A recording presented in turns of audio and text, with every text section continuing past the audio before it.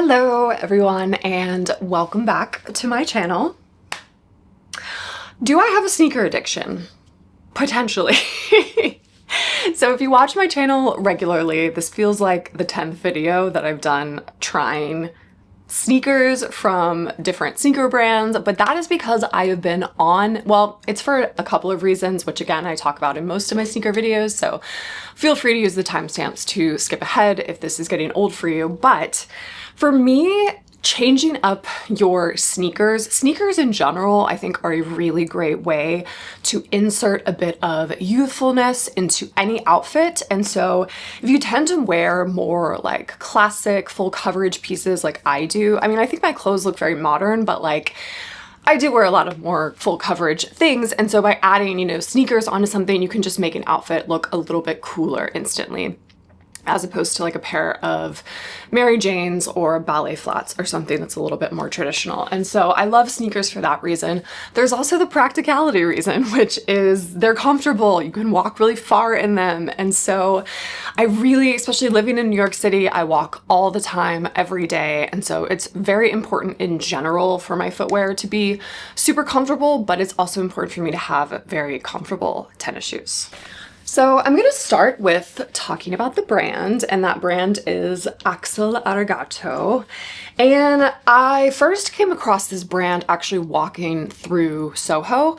It is right in the middle of Soho. There's a big, beautiful store, and you can see all the shoes and stuff. I actually thought it was only a sneaker store. I didn't realize it was like a full lifestyle brand. They have clothing and shoes for both men and women, but the sneakers were really the thing that kind of drew me in. And even though they sound Japanese, it is actually a Swedish brand that was founded over 10 years ago. They did start as a sneaker brand and then they evolved into having all of this other stuff. But like I said, today I will be just covering the sneakers because that's what I'm most interested in, particularly this one pair I've been trying to get my hands on for months. It was the very beginning of summer and might have been Pinterest actually when I first came across it, but I was very into this shoe called the Slow Runner. And I just thought it was such a cool, different looking shoe from what I had ever seen before. And I was like, oh my God, I have to have that. And it comes in a couple of different colors. And I love this darker color because, as you all know, I wear a lot of black, and there were just a lot of things that really drew me to the shoe, which I will get into that. But this shoe is kind of the gateway into the brand for me. And from there, I actually tried a couple of different pairs. I will say it took me a little bit to kind of get the sizing down, and so I'm going to jump into the sizing, where you can buy them, how much they cost, the returns process, anything I can possibly think of. But if you guys have any questions at any point, feel free to just leave a comment and I will respond as quickly as possible. Just gonna scooch on over so I can share some cutaways and really share the cool details about this shoe. So like I mentioned, this particular shoe is called the Slow Runner, and I love that low profile shoes are becoming more popular. As someone who has a larger than average size foot, I am usually a US size 10. Again, I'll get into the whole sizing of it all, but I have a larger foot, especially for someone that's not like 5'10", I'm 5'7", and so really chunky sneakers, when that was a trend, it was kind of hard for me to wear them. So I love that the slimmer, like lower profile shoe is becoming more popular for many reasons. I mean, they're just more lightweight, they're usually more comfortable, but they also just look a little better on my large foot. So I'm very thankful for that. But I love that this one actually is kind of a hybrid of a low profile shoe with a little bit of that like chunky streetwear-ness to it. I love that you have all these sort of, it's almost like a running shoe got remixed a little bit. I think it's the best way that I can describe it, but I just think it's a really creative, beautiful design, and I want to show off all the beautiful detailing that it has. But it's definitely more sporty and kind of sneakerheady than any shoe that I own, which again isn't necessarily a bad thing, because I do think if I'm gonna play with something being really funky, I would rather do it with like a shoe or a bag and keep my clothes like a little bit more minimal. And because this has a little bit of chunkiness, I'm gonna style this with some of my chunkier pieces. So just my cropped wool COS trousers, little oversized Uniqlo t-shirt that I have on, as well as this really beautiful sweater from Lauren Manoogian. I think that's how you say her name, but I'll leave it all linked in the description box below. But wanted kind of a simple outfit, but chunky enough with layers to contrast these really, really beautiful shoes. So these are the Slow Runner. They come in 2 different colors. This is the black gum, and then there's an off-white gum. Again, I live in New York. It's a very dirty city, so I just felt black was more practical for me. And I love that it wasn't all black. I love that you have the pop of the cream, but I also love that it's like an off-white, so it's not too heavy of a contrast. I think that's really nice. Ugh, I love the bottom. Look at this beautiful, beautiful tread. This is what I also loved in the Onitsuka Tiger tennis shoes. They had really great tread as well. So I think these will be incredibly comfortable and very safe walking around the city, which I know sounds weird. Why would a tennis shoe not have good tread? But the Adidas shoes that I tried on, I don't know, I feel like I would just like slip and slide. And I'm not gonna lie, from a comfort perspective, when I first put these shoes on, I did not think they felt nearly as comfortable as the Onitsuka Tiger shoes.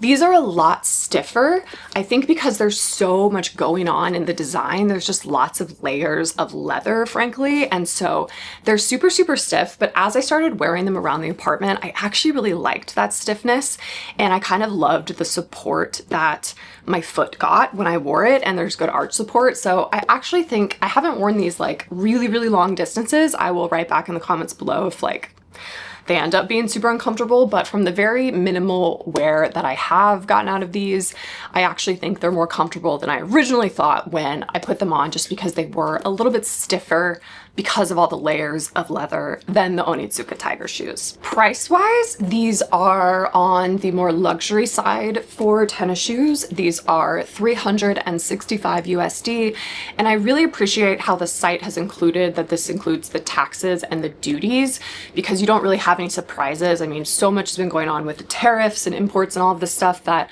I really like brands that have been able to scramble quickly and update their websites so that you don't get any big surprises when you're ordering something.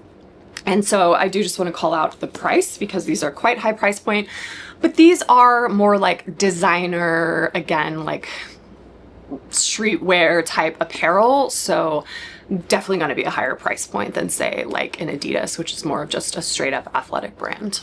Now, the sizing slash like unisex aspect of this is where it gets a little weird for me. Let me know what you think in the comments below, but I actually ordered these shoes twice because the first order I tried a size 9 because based on the size chart, and this is actually perfect coming right off of the Onitsuka Tiger video. In the Onitsuka Tiger video, I was a perfect 26.5, which, yeah, so I measured my foot. Sorry if this is TMI, but my foot is 26 centimeters long, and so the 26.5 centimeter shoe was absolutely perfect for me. When I used those same measurements for this shoe, so I went with the 26.5, which mapped to an EU 40, which does map to a US 9, so like, but again, with Mango and Zara and a lot of European companies, their 9 can really be like a 10. So I trusted the heel toe centimeter approach, and I would not advise doing that because the 9 was definitely too small. And so I ordered them again and I got them in a 9.5, which is the same thing as a 27.2 centimeter long foot, heel to toe, which is I'm a 26, but the 27.2 fit, so keep that in mind. And it maps to an EU 40 and a US 9.5. And these fit great. I actually think they didn't have the size 10 available, but I think the size 10 would have been too large. So I just felt like the sizing was a little bit funky. So I definitely want to call that out. When in doubt, maybe buy 2 sizes, but I ended up just ignore the size chart basically and just buy what you think you normally would be. So the 9.5 ended up working really well for me. The other thing size-wise that I think is kind of strange with these shoes is that I don't understand why they differentiate between men and women, because from what I can tell, the shoe is exactly the same. So I don't know why they just don't do what Onitsuka Tiger does, where they're just unisex and they just do it in like men's sizing and then you do it that way. I don't really know what is going on with that, but as far as I can tell on the website, the shoes look exactly the same. So I'm not sure why they distinguish between them. But the other thing that's annoying about the women's sizing is that they don't become very large. So they don't have anything larger than a size 10. And I don't even know if they made these in a size 10, to be honest, because it stops at 9.5. I've never seen the size 10 in stock. So I'm actually kind of wondering if they even have it at all. Therefore, I think if you are on the larger foot size, like I am, you might have to get the men's version. I just think it's really strange that they do that. And I wish they just did like unisex across the board instead of having to be like, I think it feels worse as someone with a larger foot to be like, oh, well, now I have to get the men's version once I get to a certain size. So I don't know. Anyway, that's just like a slight rant about the sizing of the shoes. Some other cool details that I would love to call out are the sort of mixed materials. You guys know that I love different textures and mixing different textures, but keeping my color palette really monochrome. And this is what Axel Arigato does really well, in my opinion. So there's a really beautiful mix of like suede and then leather and then even some like polyurethane kind of plastic situation. The soles are rubber. And so I just think this combo of shapes and different materials is just really cool and very like visually interesting, in my opinion. I also love the tongue. It has the Axel Arigato, but it's not like super in your face. It's very, very subtle, which I like. So I love that there's really like no like in your face branding. Again, these are also handcrafted in Portugal. So they do come from, they ship over actually from Germany, but they are really, really nice quality shoes, as they should be, because they're, you know, on the more luxury side at $365. So let me jump into the next pair quickly, and then I'll talk about shipping, where you can buy them, and how returns went and all of that. Sound good? Okay. So this is the next style that I purchased, actually twice, because I, just couldn't figure out the sizing, but these are the same size as the other ones. These are a 9.5, which again, they only go up to a 9.5. So if you have feet larger than 26 centimeters or so, then I would recommend ordering the men's sizing. But these come in 3 different colors, but I was very drawn to this light gray. I love how the suede almost looks like a wool. I thought these would be really great for fall as a nice contrast and a nice complement to a lot of my black, more minimal clothing. And I still think that, granted, these are a lot more simple than the other ones. So if you're looking for still like interesting details, so for example, look how beautiful that kind of asymmetry is on the toe and the beautiful lining on the shoe, but it's not quite as over the top as the Slow Runner. This one is called the Daze Runner, and I think this is a really beautiful, beautiful low profile shoe. Again, it's in a suede. Comes in this dark gray. It comes in like a beautiful black gum color, which I also love, and then a really pretty beige gum color. So I think their colors are fantastic. And again, these are also handmade in Portugal, so very high quality. These are slightly less expensive, probably because they're a little bit simpler than the Slow Runner. These are $310 USD. I will say with a suede material like this, and they do warn you in the box, they say that this particular type of material can transfer onto clothing and stuff, so to be very conscious of that. But also, it's probably good to do a protective spray on a shoe like this. I just use one off of Amazon, but there's a lot of great options. If you have a local cobbler you can go to, that they can do that.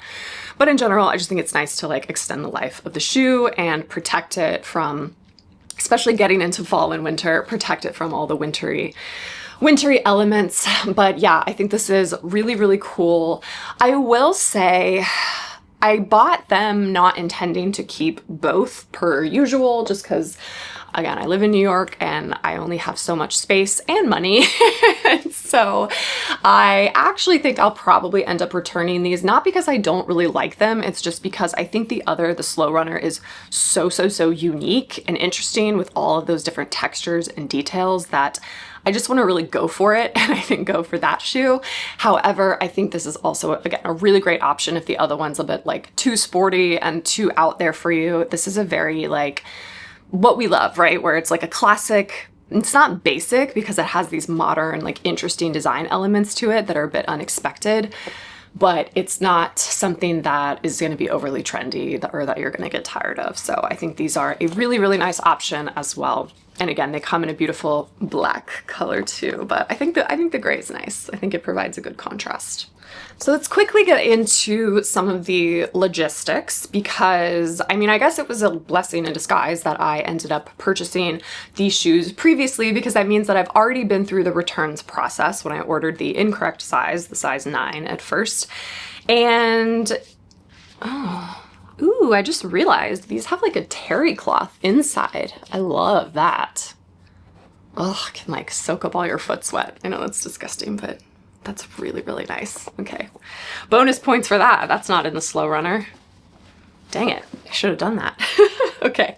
Sorry for getting off track. But yeah, so I returned shoes. I received, even though they're getting shipped again back to Germany internationally, it was a smooth, easy peasy process through UPS. I didn't have any issues, and I got my refund between shipping it back and getting the actual money back in my account. It was like a full just 1 week process. So very quick, efficient returns process. They also ship really fast, which is nice. So their team is very with it.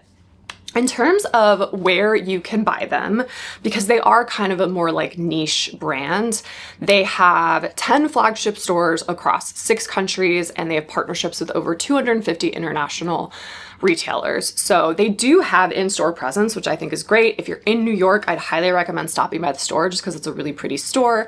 And then you can like try things on, try on the different sizes, but they do tell you kind of where you can find the shoes on the website, which I will leave all that information linked below. But again, I had a really great process ordering from them online. So just check if you are ordering to other countries, like what your specific shipping and return policy is, because that can change. I'm talking about, you know, having something shipped to America. So keep that all in your mind as we're going through this.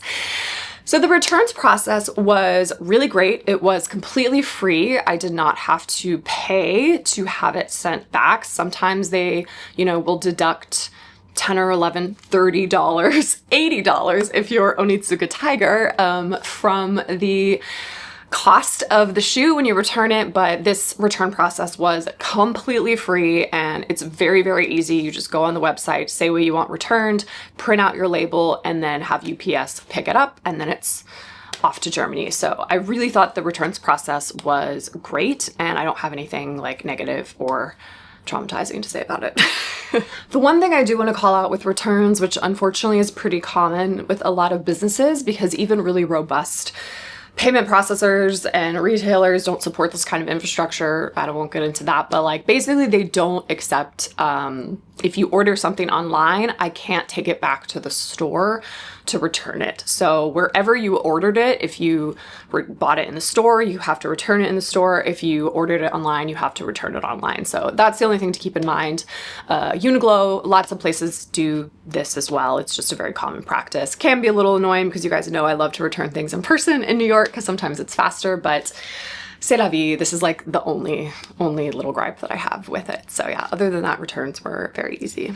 But yeah, let me know what you all think of these shoes. If you've heard of this brand before, I've kept these. The Guardi took the tags off of these, and I will be sending these back, but I'm very excited to like wear these out and about and see what kind of compliments or feedback I get on them, because they are quite unique. So yeah, I'm just really excited that I finally got my hands on them, because it's been quite the journey. So yeah, and I will see you guys in my next video.